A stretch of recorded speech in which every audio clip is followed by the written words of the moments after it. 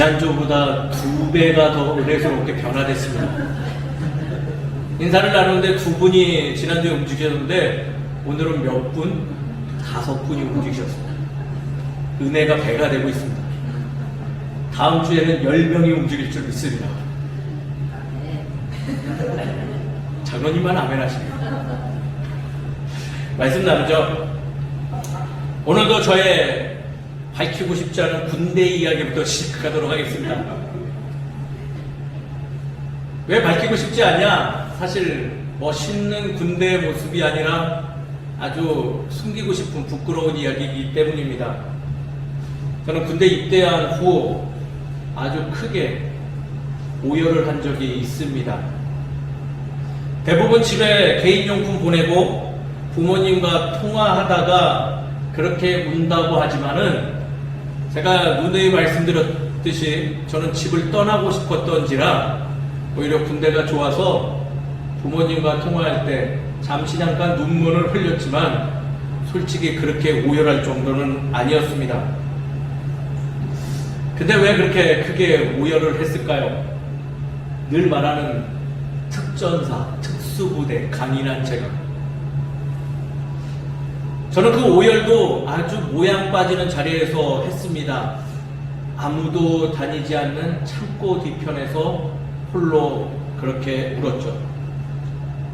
하루는 식사를 하고 돌아오는 길인데 어금니가 약간 시큰거리기 시작했습니다. 크게 대수롭지 않은 것 같아서 아무 이야기도 그 누구에게도 하지 않았죠. 며칠이 지나고 일어났는데 시큰했던 어금니가 이제는 뻐근하면서 아프기 시작했습니다.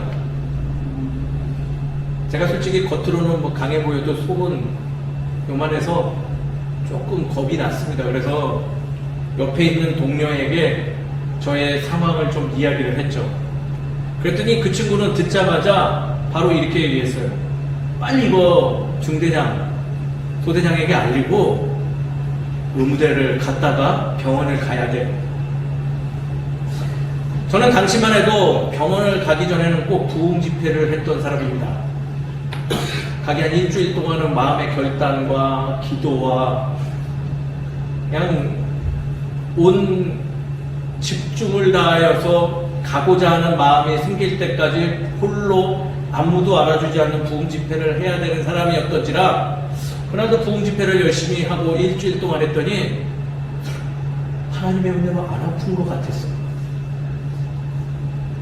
그리고 마음에 자신감이 밀려왔습니다. 이 정도 통증쯤이야 특수부대인 내가 능히 이겨낼 힘을 주실 거다. 그래서 버텨냈습니다. 무려 2달을 그렇게 보냈습니다. 그리고 그 사이에 훈련도 다녀왔죠. 근데 하루는 일어났는데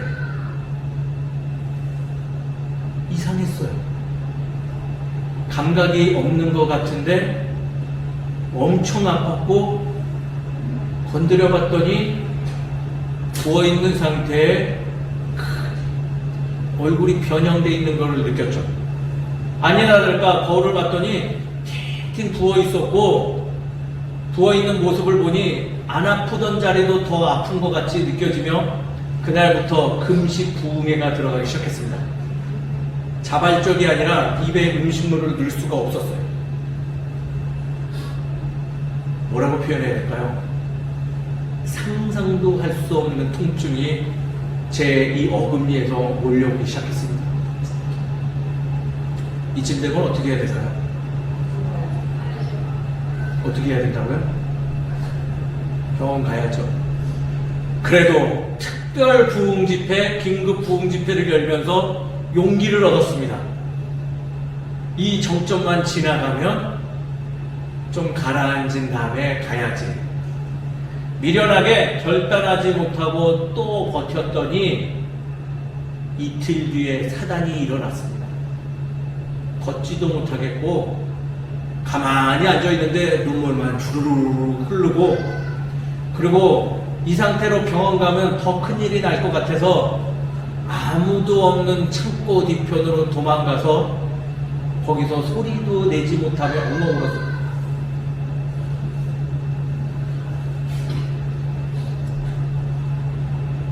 그러고 한참 울고 있는데 더 모양 빠지는 일이 벌어졌습니다. 군대 간부가 지나가던 길에 저를 발견하고 혹시 제가 구타를 당하고 어려움이 당했는지 발견하고 저한테 오셨고 왜 그러냐고 계속 추궁하기 시작했어요. 그때서야 어쩔 수 없이 치통이 너무 심해서 지금 여기서 울고 있었습니다 라고 이야기했더니 엄청 혼나고 그 자리에서 그 무슨 차죠? 차가 와가지고 저를 의무대로 데려갔는데 그때부터 지옥이 시작됐습니다. 의무대에서 건들 수가 없다라는 거예요. 너무 방치를 해서 엉망이에요. 그래서 군병원으로 이송돼 갔습니다.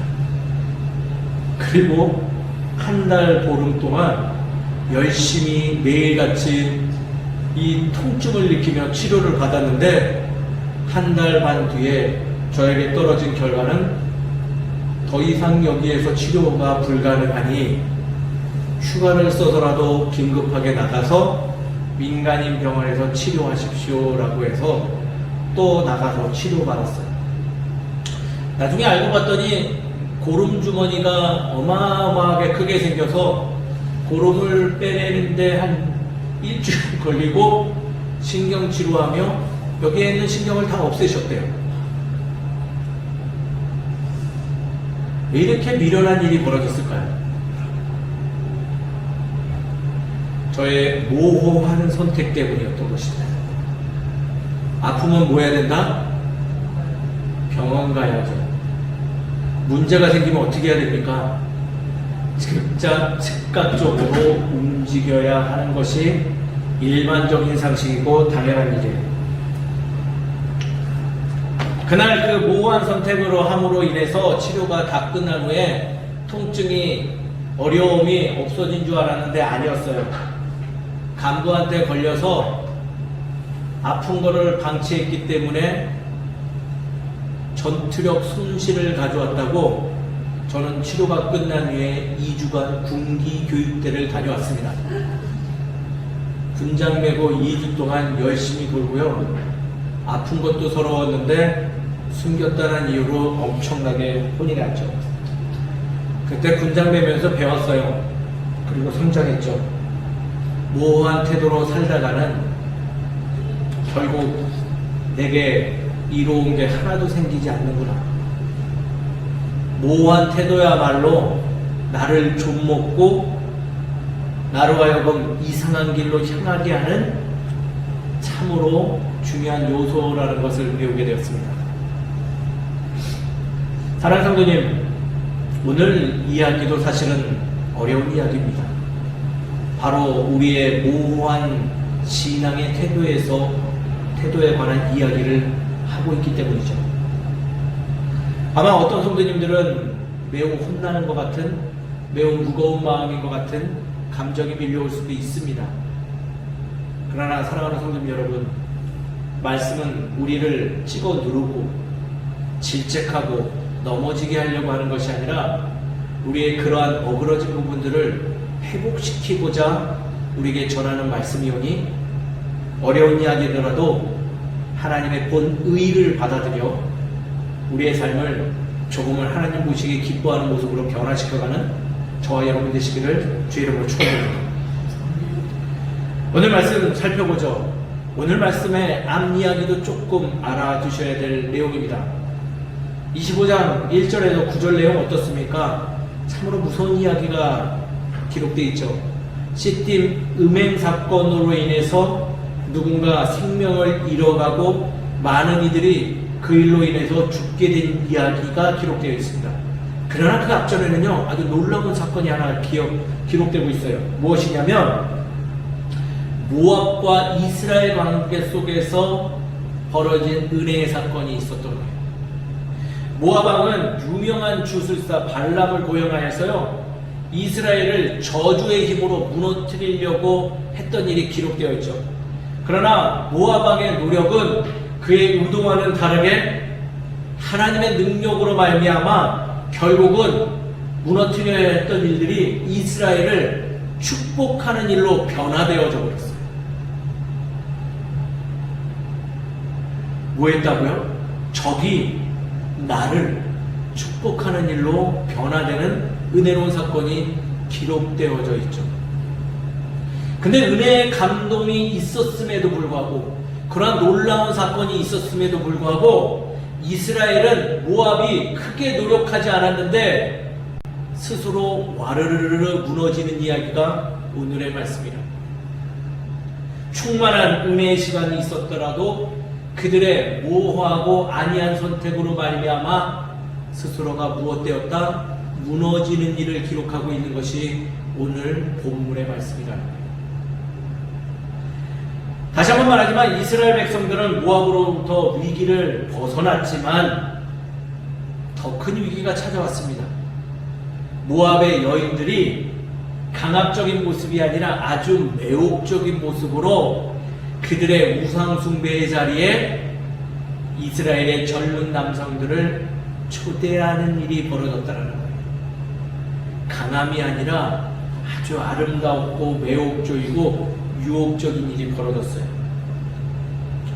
아주 친절하게 이스라엘 백성들을 초대하니 너도 나도 우상 숭배의 자리로 큰 감흥 없이 그냥 뭐 한 번쯤 괜찮겠지라는 생각으로 참여하게 되었죠.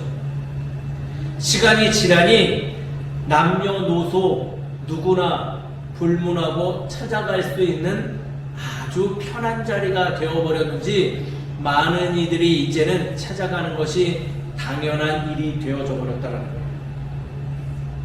말씀은 우리가 읽었지만은 약간은 추상적으로 기록하므로 우리로 하여금 지금 이들이 어떠한 일들을 지금 자행하고 있는지 다양한 관점에서 생각할 수 있도록 유도하고 있습니다. 그들은 우상숭배의 자리에 음행의 짓도 곁들였고 그거는 우리의 상상을 초월할 정도로 다양한 일들을 거기서 무엇했다? 해왔다. 누가? 하나님의 거룩한 백성들이. 그리고 그 시작이 아주 모호한 상태, 결단력 없는 모습으로 시작되었다는 거죠. 지금 우상숭배의 사건은 이전에 우리가 살펴보았던 시내산 사건 앞에서의 금송아지 우상숭배 사건과 비슷함을 알려주고 그때 이야기를 소환합니다. 하지만 그때와 비교해서 지금 이 시딤에서 행하는 일들은 더욱더 문제가 심각한 거예요. 왜냐하면 그때는 모세를 중심으로 대제사장들이 나서서 그 일들을 수습하였지만은 오늘의 말씀을 보면요, 어때 보이나요? 제사장들조차도 놔버린 모습이 기록되어져 있다는 거예요.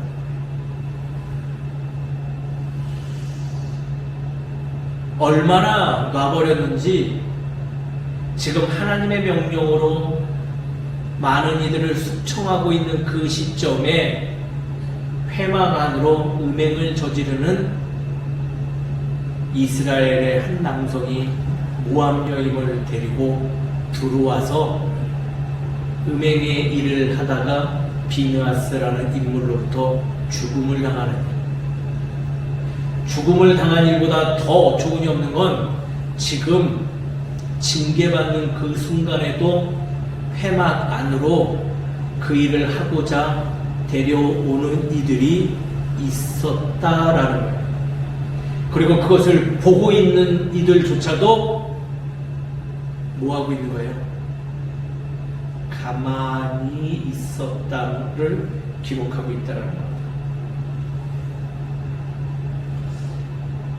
아마 하나님은 음행의 일보다도 이스라엘의 지금 이 모호한 태도에 더 진노하신 것 같아요.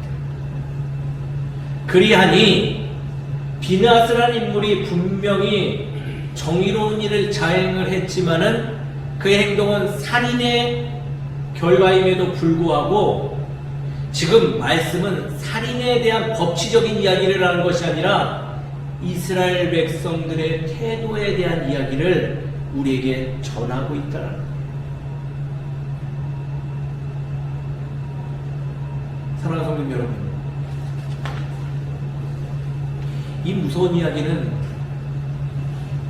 우리 사이에서도 그런 이 이후의 말씀의 안에서도 종종 일어나는 모습이에요. 하나님의 사람으로서 하나님의 의를 가지고 그 마음에 합한 모습으로 나아가야 되는 것이 우리들의 본분임에도 불구하고 때로는 저 정도쯤은 괜찮겠지, 굳이 내일이 아니니까 라는 우리의 얄팍한 생각으로 말미암아 언제부턴가 우리가 모호한 태도로 신앙의 삶을 이끌어갈 때가 많이 있음을 말씀을 통해서 우리가 배우게 됩니다. 이러한 삶을 살아가는 우리들에게 비느하스의 결단력 있는 모습을 보여주며 말씀은 우리에게 어떠한 삶을 제시하냐면 하나님의 사람답게 옳은 일에 긴급하고 기민하게 움직일 수 있는 결단력 있는 삶을 살고 이도 저도 아닌 모습이 아닌 너는 오늘 선택하여라. 내가 하나님의 사람으로 살아갈 건지 아니면 세상에 속해서 너의 정욕에 따라 살아갈 건지를 선택하라고 우리에게 권면합니다. 이에 저는 저와 더불어 모든 성도님들에게 당부하기를 말씀이 우리에게 제시하는 대로 하나님의 영역에서는 하나님의 사람으로 살아가는 결단력 있는 모습이 있기를 주의 이름으로 축원드립니다.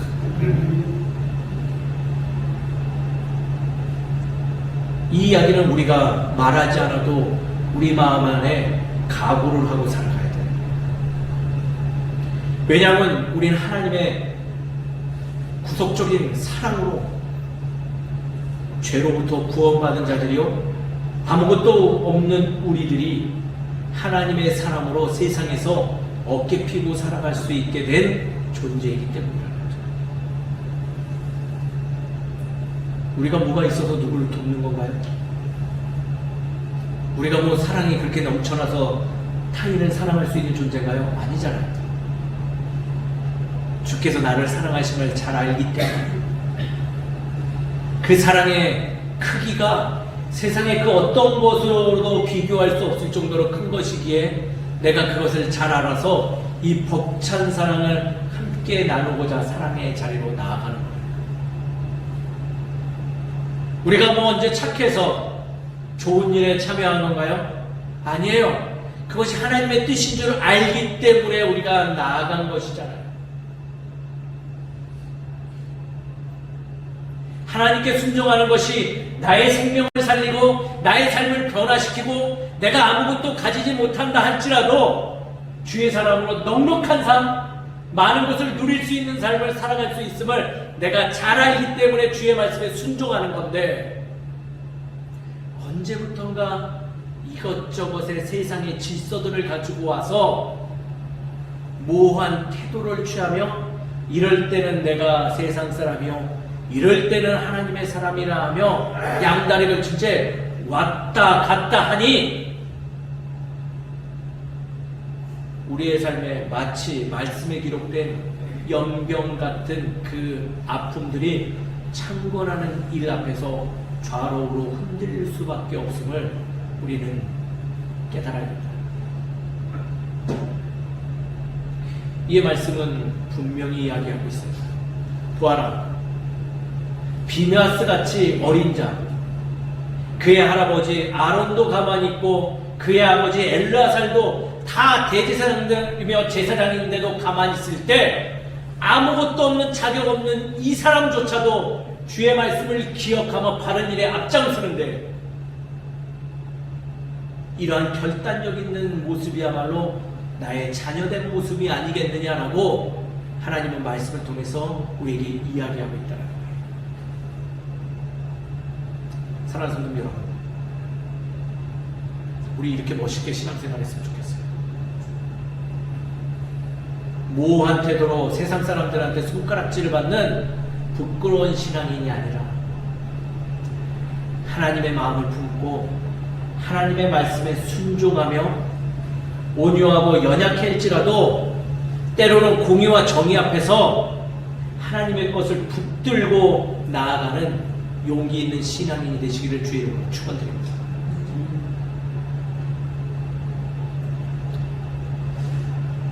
모호한 태도의 신앙의 삶은요, 우리에게 도움이 되지 않아요. 마치 제가 치과를 가야 될 그 타이밍을 놓친 것처럼 한 번, 두 번 방치하고 있으면 결국은 내 힘으로 감당하지 못할 일들이 밀려올 수밖에 없죠. 이스라엘 백성들 처음 그 발걸음이 어땠을까요? 이래도 되나? 아, 이거 잘못됐을 건데 라고 갔다 온 어떤 한 인물의 말에 의해서 갔다 왔더니 괜찮은 것 같은데?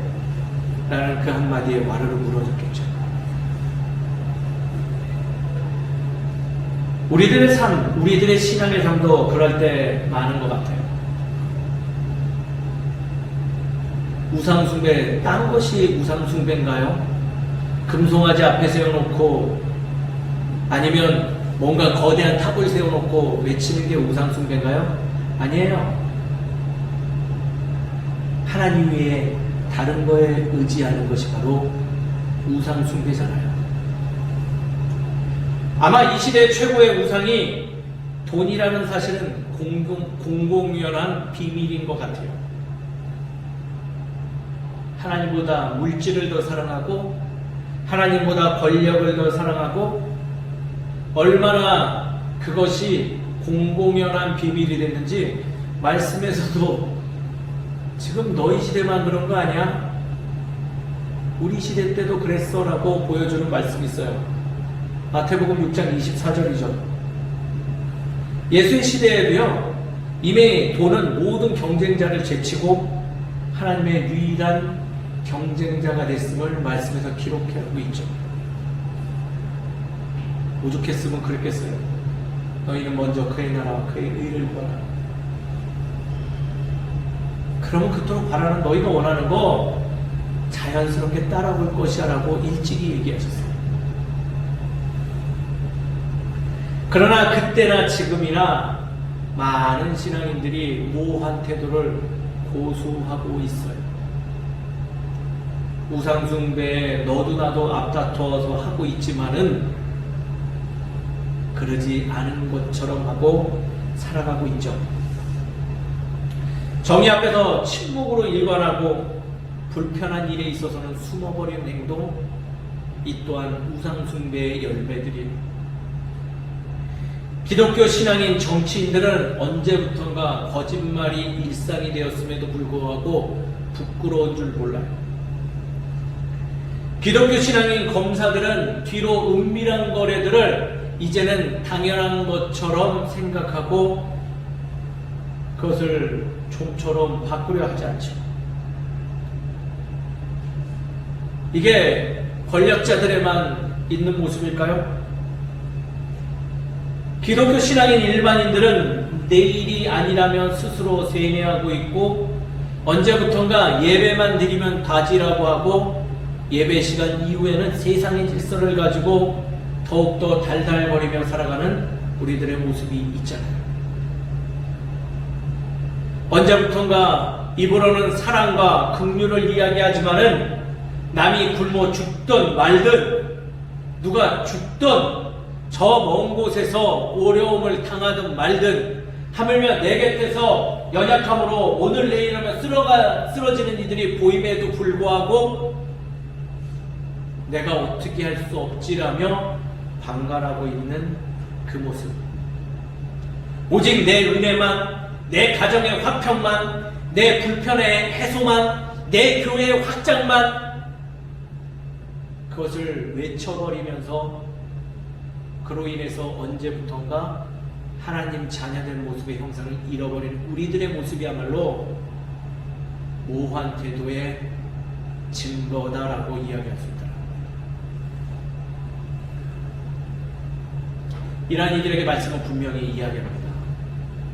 모호한 태도를 가진 이들이여 깨어나라, 일어나라.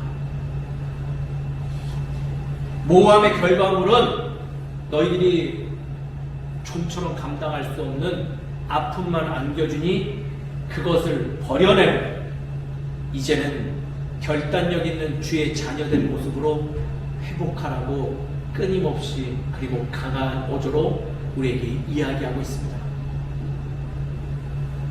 사랑하는 성도님 여러분, 오늘의 말씀을 우리 마음에 품고 주의 자리로 다시금 돌아가 나는 이 자리에 있는 주의 자녀임을 고백하는 저와 여러분 되시기를 주의 이름으로 축원드립니다.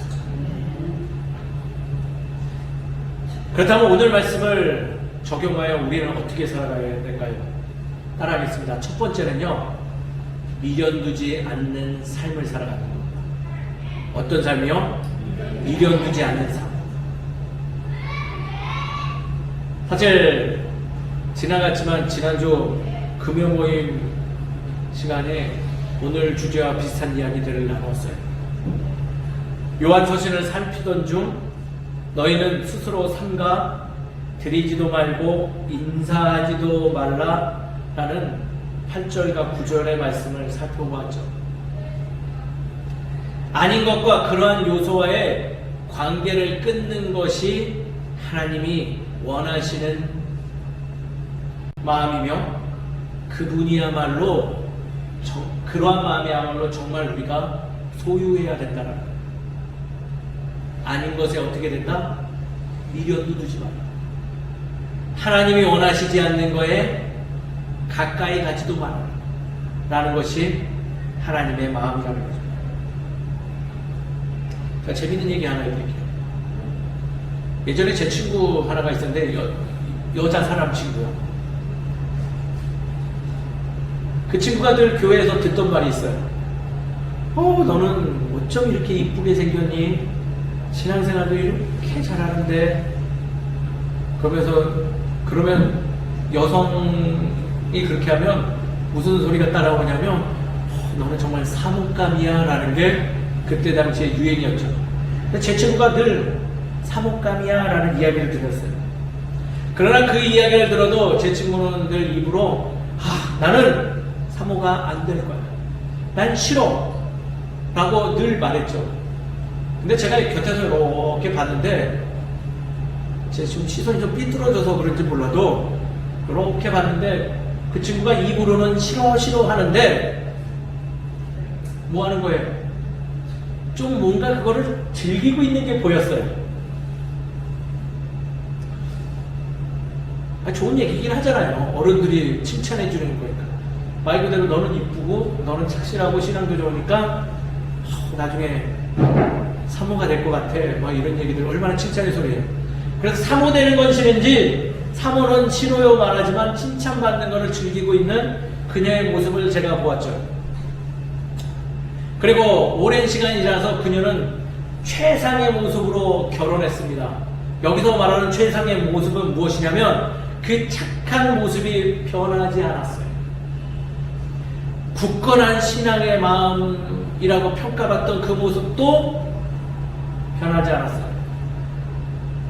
더불어서 그녀가 말한 대로 목회자가 아닌 일반인, 소위 말해서 장로가 될 만한 확률이 높은 분하고 결혼을 하셨어요. 그리고 소식이 끊겼죠. 그러다가 모 장례 직장에서 그 친구를 다시 만났어요. 한 10여 년이 지났거든요. 근데 놀라운 일이 벌어졌어요. 그녀가 사모가 됐어요. 왜 그랬을까요? 신앙심은 있고 착한 모습이 있으니 그 남편이 교회를 다니지 않았거든요. 전도에서 데려갔는데 남편이 은혜 받고 신학교를 가고 목회자가 됐어요.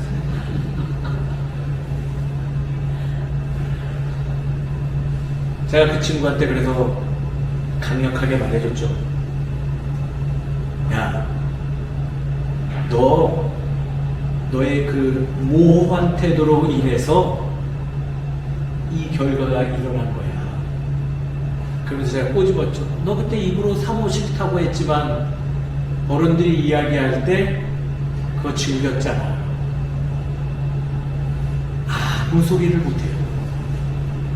간혹가다 지금도 저를 보면 말을 못해요. 그러면서 제가 방점 찍는 얘기를 했죠. 야, 미련도 두지 마. 생각도 없었어야지 그런 일이 벌어지지 않아. 이게 남의 이야기일까요? 죄송한 얘기지만 저를 포함한 모든 성도님들이요, 우리 안에 늘 보면 어두운 미련들이 있어요. 아유, 저거 좀 아무도 몰랐는데 그때 좀 할 걸. 좀 그거 그때 그냥 먹을 걸. 아이, 그걸 해낼 걸. 사랑하는 성도 여러분, 오늘 이후로 과거에 없었던 어떤 일들이 내게 유익이 되지만은 그것이 하나님이 원하시는 것이 아닌 것을 안다면 미련마저도 버려내는 우리 모두가 되기를 주의 이름으로 축원드립니다. 그리고 앞으로도 그러한 모습을 소유하는 저와 여러분 되시기를 주의 이름으로 축원드립니다. 어쩌다 한 번이 결국은 우리를 넘어뜨려요. 큰 것이 도리어 우리를 넘어뜨리기보다는 아주 사소한 것이 우리를 넘어뜨릴 때가 더 많이 있음을 저보다 더 잘 아시잖아요. 하나님은요, 작은 일에 충성하는 일을 사랑하시는 분이에요. 미련 두지 마세요. 내 삶 속에서 하나님의 것인지를 알고 취했다면 그것을 감사하고 살아가는 것이 우리의 본분됨을 믿으시는 저와 여러분 되시기를 간절히 소망합니다. 두 번째는요, 따라하겠습니다. 스스로 행동하는 자. 스스로 행동하는 삶을 살아가야 돼요. 모호한 태도의 삶을 버리려고 한다면 당연히 해야 될 것은 무엇이냐면 내가 스스로 움직일 수 있는 기민함을 소유해야 된다는 거예요. 온 회중들은 지금 이것이 잘못된 것임을 잘 알고가 있어요.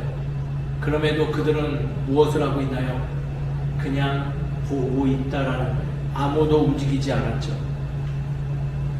그럴 때 유일하게 비느하스만이 움직였어요. 제가 평택에서는 작고 초라한 동네 흔한 목사지만 전라도, 광주, 정확히 저희 모교를 가면요, 제가 영웅이 돼 있더라고요.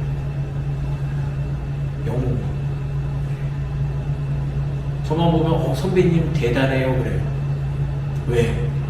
개척을 했는데요, 6년 동안 살아남았다고 지그들끼리 저를 시가를 만들어줬어요.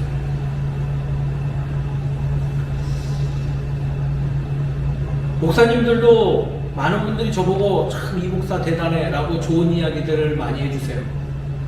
근데 칭찬의 이야기 듣는 거 그걸 말하고 싶은 게 아니라 그 이야기를 들을 때마다 제 안에 무슨 생각이 있냐면 좀 이해가 안 되는 이야기인데 라는 생각을 하고 합니다. 왜냐하면 기존의 교회를 가서는 일반적인 목회 정신을 소유할 수 없기 때문에, 저의 목회 철학을 고수할 수 없기 때문에 저는 사실 저를 위해서 개척을 선택한 거거든요. 누군가가 말한 것처럼 엄청난 신앙과 결단의 마음으로 큰 포부를 가지고 개척한 것이 아니라 내가 잘할 수 있는 것, 혹여 하나님이 나에게 주신 달란트 중에 내가 할 수 있는 것을 하고자 개척을 선택해서 나온 것이지, 제가 누군가의 입으로 칭찬받듯이 뛰어난 목회자고 잘하는 게 많아서 한 것이 아닌데, 그런 얘기를 해주니까 이상해요. 전 솔직히 누군가가 왜 개척했냐고 말하면 이렇게 말하고 있습니다. 재밌어서요. 행복해서요.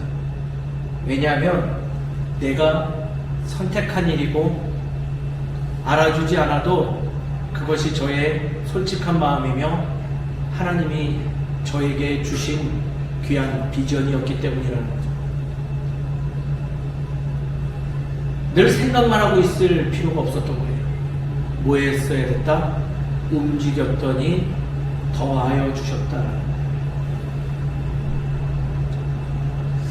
우리가 신앙생활을 하다 보면요, 재밌는 모습을 발견해요. 모두가 아닌 것을 잘 알고 있으면서도 스스로 그 잘 알고 있는 문제 앞에서 침묵하거나 정지하거나 움직일 필요가 없다고 스스로 세뇌하는 경우가 많이 있죠. 하나님은요, 맹목적으로 멈추라 하시는 분이 아니세요. 잘못된 것을 알게 되면, 옳지 않는 것을 보게 되면 때로는 너희들이 멈춰라, 잘못되었다라고 이야기함이 하나님의 사람이라고 말하고 있다는 거예요. 불편한 일이 있다면 즉각적으로 그 불편함에 회복이 일어날 수 있도록 누가? 당신이 믿음 좋은 사람이 직분자들이가 아니라 바로 그것을 가장 먼저 알게 된 내가 움직여야 됨을 이야기하고 있다는 거예요. 괜시리 모양 빠지는 모습으로 눈치 살피면서 이것을 할까 말까, 해야 되나 말아야 되나, 이걸 나눌까 말까, 이것이 아니라 내 마음에 하나님의 말씀을 기억되어졌다면 이것에 즉각적으로 반응할 수 있는 결단력 있는 모습을 갖추라고 말씀 우리에게 이야기하고 있습니다. 사랑하는 성도 여러분, 최소한 아닌 것을 보았다면 이것은 아니지 않습니까? 하고 정중하게 말할 수 있는 바른 신앙이 되시기를 주의 이름으로 축원드립니다. 옳은 것을 보았다면 옳은 거니 당연하겠지라고 넘기지 마시고 찾아가 함께 기뻐해주고 함께 축하해주는 내가 되기를 간절히 소망합니다. 신앙인은 안주하는 사람들이 아니에요. 광야 사건을 보여주시잖아요. 하나님은 이스라엘 백성들이 자꾸 광야에 이것이 좋사오냐고 머물 때마다 옮기라고 말씀해 주세요. 안주하지 말아라. 끊임없이 엑소더스 출애굽을 하고 너희의 정체성은 거기서 오며 나의 나의 의를 붙들고 즉각적으로 행동하고 살아감이 나의 자녀된 모습이다라고 말씀을 통해서 우리에게 알려주시죠.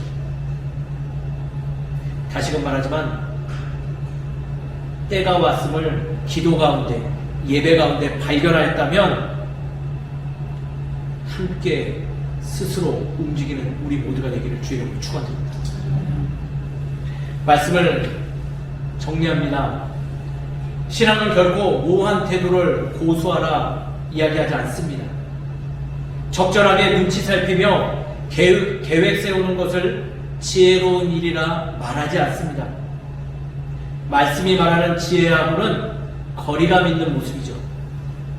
신앙은 또 말씀은 단호하고 결단력 있는 선택을 권면하고 바로 하나님과 우상 중 노골적으로 하나님의 것을 선택함이 바른 신앙의 모습이라고 이야기하고 있고 알려주고 있습니다.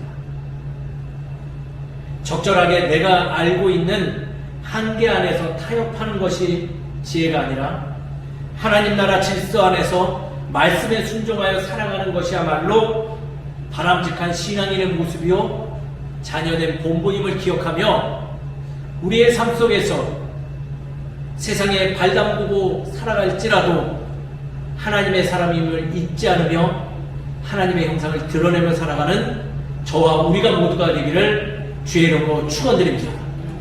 기도하겠습니다. 고맙고 감사하신 하나님, 참으로 감사합니다. 때로는 연약함으로 인해서 모호한 태도를 보일 수밖에 없는 우리들에게 말씀을 통해서 내가 너와 함께하니 그것을 이겨내라 말씀해 주심을 참으로 감사드립니다. 주님, 이제는 모호한